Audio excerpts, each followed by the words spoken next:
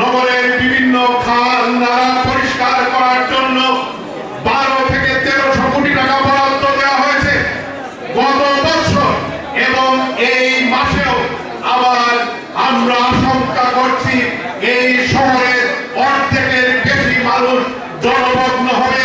আমরা গত বছরে 2 থেকে 3 বার এই সিলেটের অর্ধেকের বেশি মানুষ তাদের জলমগ্ন অবস্থায় ছিলেন। সেই দুর্বিষহ দিনের কথা এই সিলেট শহরের নাগরিকরা ভুলে যাননি। সরকার যে টাকা দিয়েছে সেই অর্থে জনগণের বা এই নগরের মানুষের যদি কোনো কল্যাণ না হয় সেই অর্থ কোথায় গিয়েছে? আমরা আজকে আগামী নির্বাচনে ভোটের মাধ্যমে আমরা তার জবাব চাই। সিলেটের নগরবাসী সেই জবাব চাই। বিগত 10 বছরে সিলেট সিটি কর্পোরেশন রাজশাহী, বরিশাল, খুলনা থেকে যতটুকু পিছিয়ে পড়েছে, আগামী নির্বাচনে আনোয়ারুজ্জামান চৌধুরীকে বিজয়ী করে ইনশাআল্লাহ আমরা সেই উন্নয়ন আমরা এবং নগরবাসীকে উপহার দিব।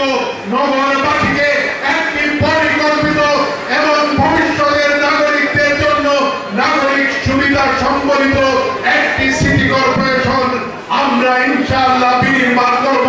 সেই ওয়াদা প্রত্যয় রেখে আমাদের প্রত্যেককে ঘরে ঘরে ভোটারের কাছে নিয়ে নৌকা বাঁধার পক্ষে, আনোয়ারুজ্জামান চৌধুরীর পক্ষে ভোট